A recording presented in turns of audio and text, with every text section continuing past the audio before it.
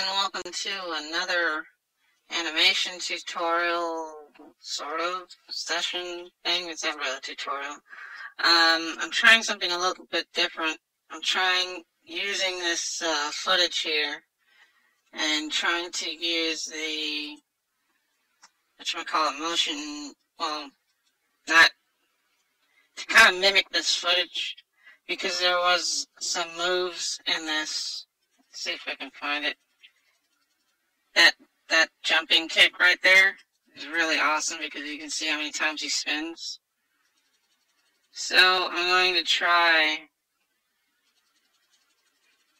to kind of,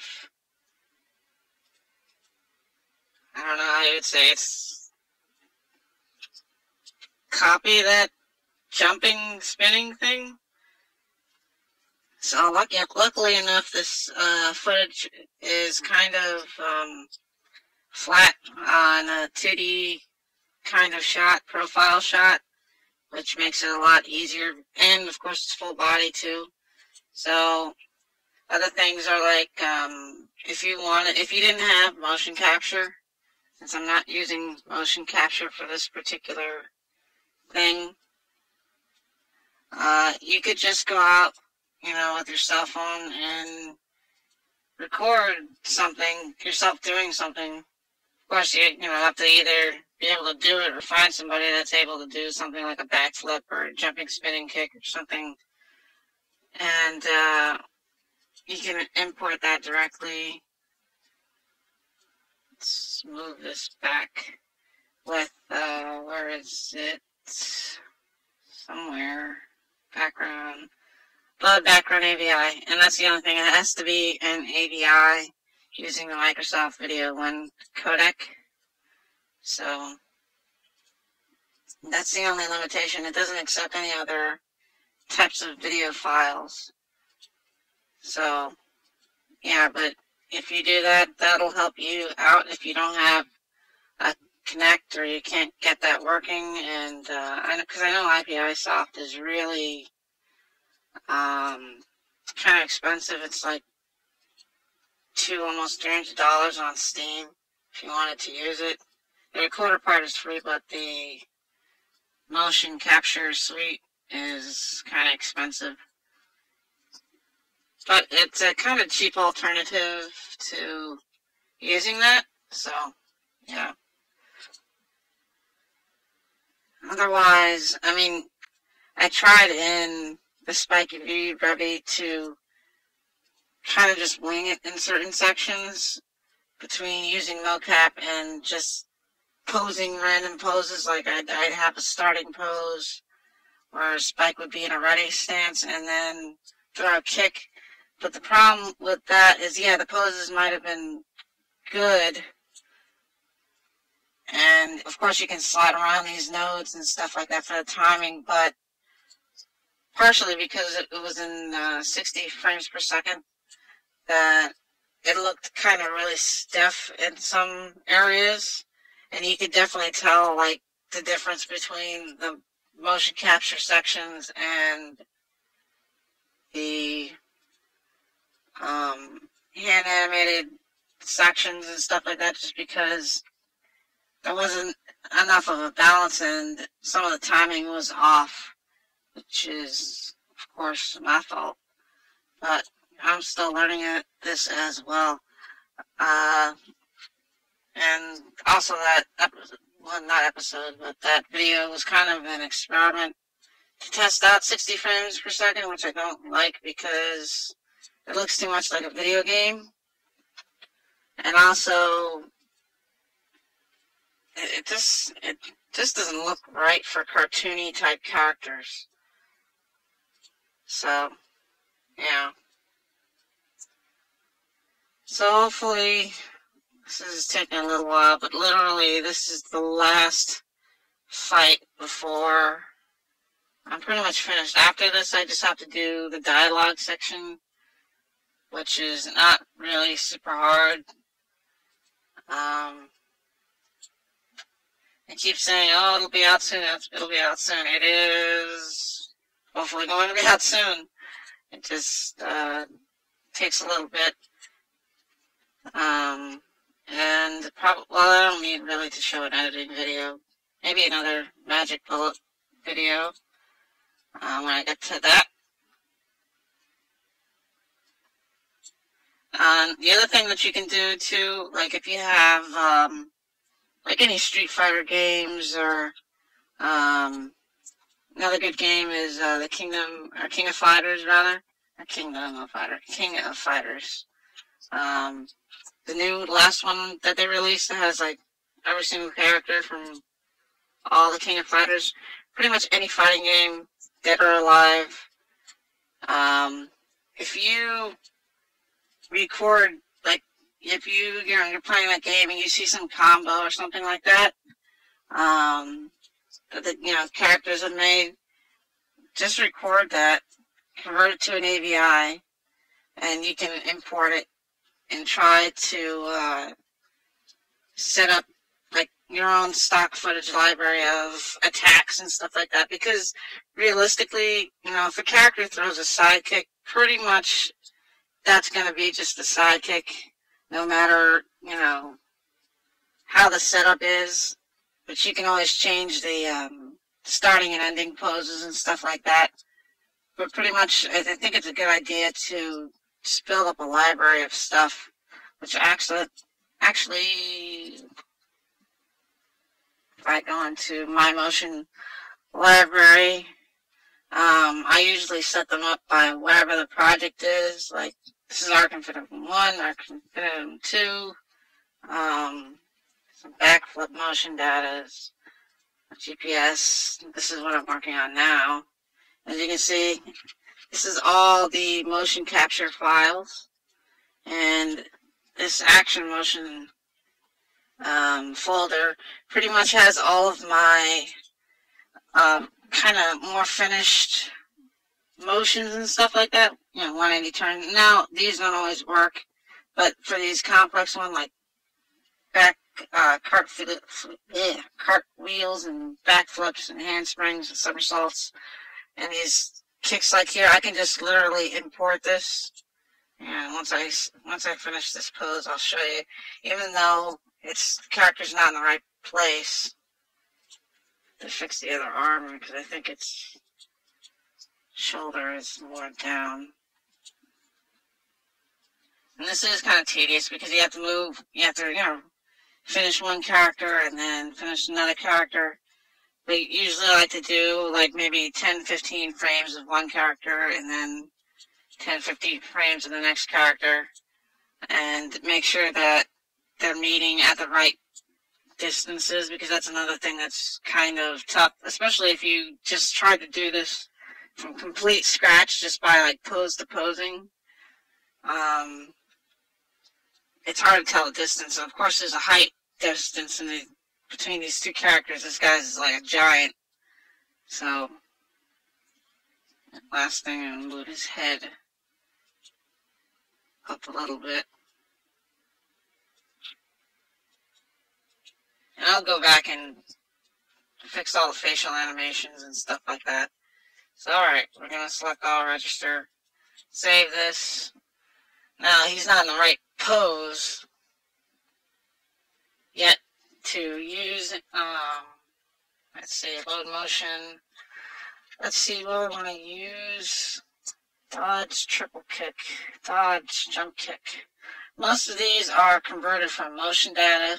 Some of them, where is it? Like this folder is pretty much, I think that's all. Yeah, my staff folder too.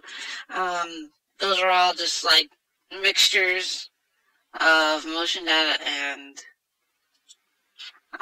regular pose to posing. Like here, this Capoeira meteor kick. I think, I'm trying to remember where I think that was one of the ones that I saw from, I don't remember which game it was. Maybe it was Naruto games, where, anyway, let's save this. Oh, actually, cool. So, yeah, I just imported this, but it's kind of neat because this is the frame that I just finished, and this is the frame that it starts on, so it actually works really well. So, Scroll forward. As you can see, some of the, it's not, the body's clipping the floor. Basically, it does that, turn off track. That'll help a lot. So let's just start at 201. Start at 201.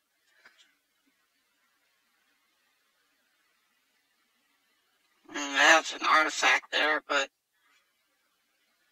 pretty much does that floor roll, jumps, and another kick, and then lands. But that's how you can just, like, eventually, once I create, like, enough things, which it looks like I have a lot, but not really. Once I have enough motion library stuff, you can literally just start importing, like, this 360 kick, and then the other guy does a backboy annoyed, and then, you know, it just becomes a really easy type of thing where you're pretty much, like, I guess if you're animating fighting games, once you've created, like, enough stock things, it's pretty much the same type of deal. So, yeah. But, just let that be a little bit interesting, maybe. I mean, I guess you could do that with 2D, too. Depending on the way you do it. Of course, you don't want to trace stuff, but it helps to, at least for me, because honestly, I am terrible at fight choreography. Like, I can't, I'm not really good at staging stuff in 2D. It's, like, easier for me to do, like, maybe a back and forth like this, but if I change the camera angle, it's kind of hard for me to make a decent choreography, which is why I think a lot of animes, besides, you know, these profile-esque, you know, 2D fighting style scenes where you just have the back and forth, if you look at, like, a lot of, you know, anime fight scenes, a lot of them, and I'm talking about, like, the cheap, not like Cowboy Bebop or something like that, but the, trying to remember what, like Kurokami or something like that. A lot of them will have, you know, start off with the characters talking, then they run at each other, then they do this profile fight, you know, back and forth, then one of them gets hit back, they, you know, are in pain and they make some retort, then the other one runs at them, and then another profile fight, and then it'll cut to something like a low angle shot or high angle shot of the final hit, which will knock the other person back. And then they kind of just recycle that type of thing. And, I mean, I'd have to show you probably, it's kind of what I'm trying to do with this, except this is one particular scene. This is that in between fisticuffs, you know, type of scene. And then after that, basically what's going to happen is this guy's going to get knocked back. You know, and, you know, he makes his retort, he's in pain, and then charge again, and then the final hit, which will probably be that 360 spin kick that guy did in this, reference video. So, the other thing, when I started out too, you know, I was really leery about using any references for anything, even 2D. I didn't want to use any references at all. But it just becomes, like, incredibly difficult, especially when you have just, like, nothing to go off of. And it just didn't look good, especially in 2D, because, other than, like, making stick fights, which are pretty good, you know, but that is still, like, a reference. Because then you're just drawing your, 2D characters over the stick figures, so, like I said, I think fight choreography is probably my weakest thing, so I have to use a lot of references for stuff. Try to get his head in the right position.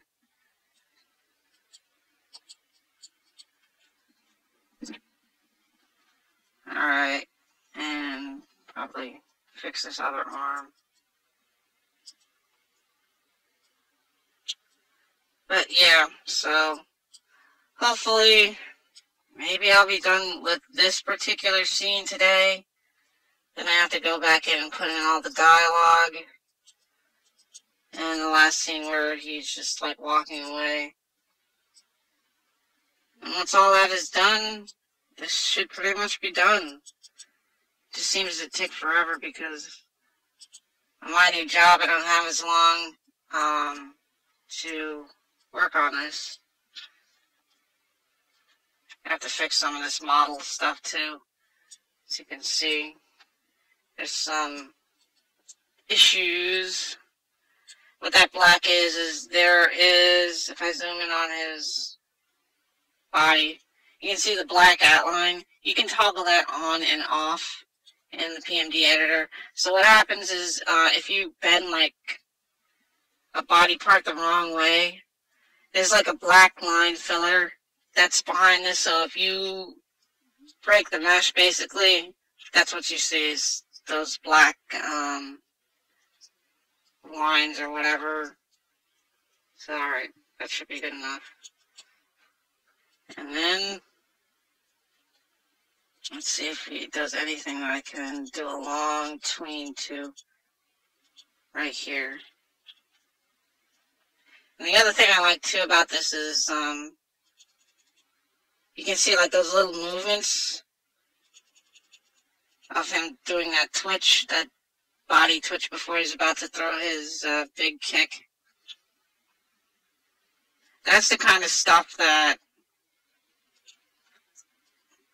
I guess you can try and mimic it. You can, like I said, I'm not the best animator, of course, because, I'm on YouTube and stuff like that.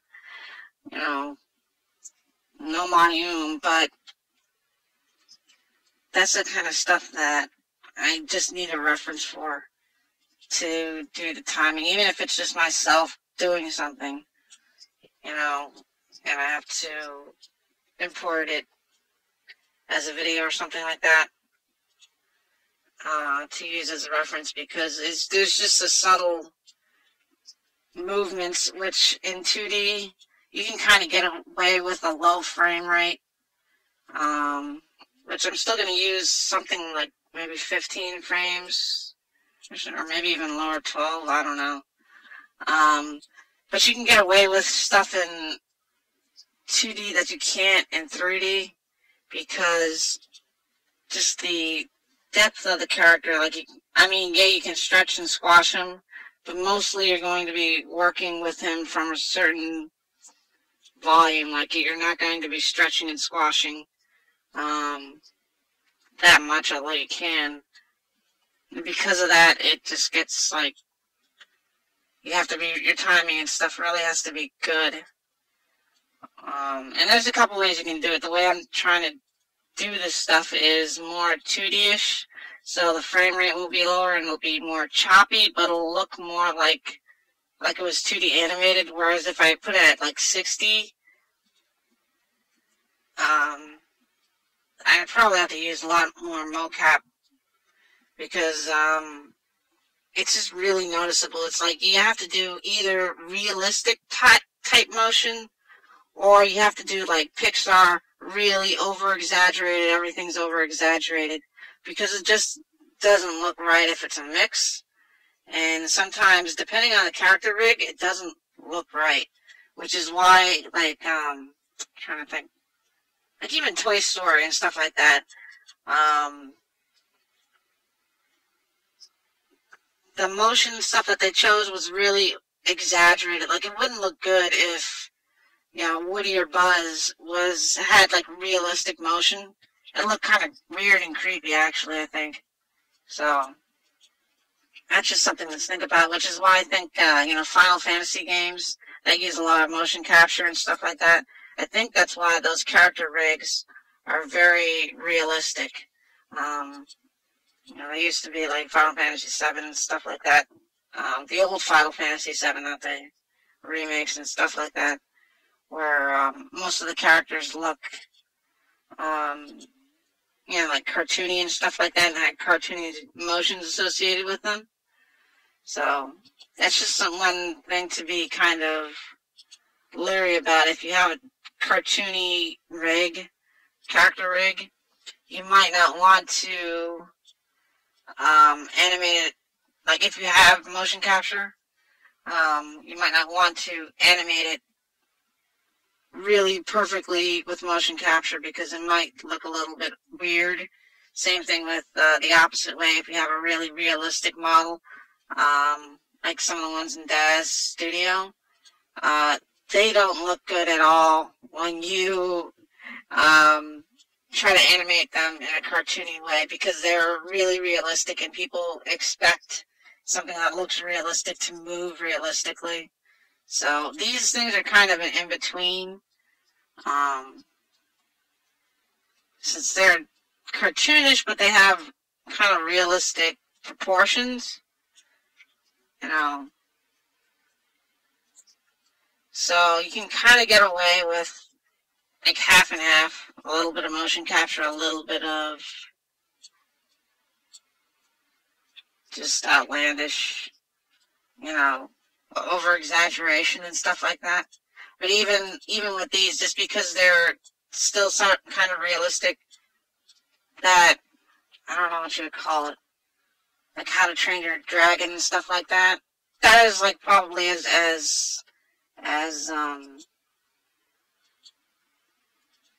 I guess, what'd you say? That's kind of like hybrid, cartoony stuff like that. Which, actually, I don't like those character rigs like that are in Frozen and stuff like that. I don't know why. I think it's partially because of the shading, because I'm partial to cel-shaded and stuff like that. I also don't like having, like, realistic hair. Like, if you look at Frozen and stuff like that, I mean, I guess it looks fine, but just me personally, I don't like having realistic hair on a cartoony character. It just looks weird to me. I think if you're going to have, like, a cartoony-looking character, it should have cartoony-looking hair. Because then you have, like, really nice physics, and the hair looks realistic, and then the rest of it looks like a toy model or something. Which is, whatever. Everybody's got their preferences. Of course, you know, most people don't even think about that stuff, but I'm just thinking about, like, if you're designing a rig or model and stuff like that, you might want to think about stuff like that, but whatever. I can't talk shit about Frozen, because Frozen was pretty awesome, so, you know. Alright, so, let's see. Let's start from, like, 142 to 198. It's only 50 frames, but we'll see how we have it. Turn off my background.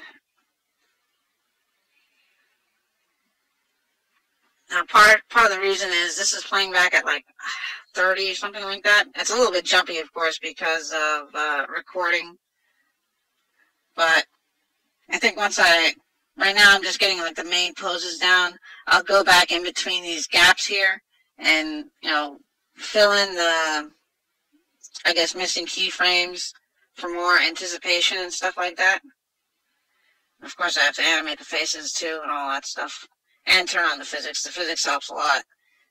Because it shows, you know, like his jacket and stuff, it shows like the motion back and forth. Because it looks really weird and stiff when you don't have it. But, yeah, so, thanks for watching. I will probably post the next update whenever, really. But, hopefully it'll be the magic bullet looks again. But first I need to get this done. Thanks for watching. If you liked it, rate, comment, subscribe, whatever. I shall see you next time.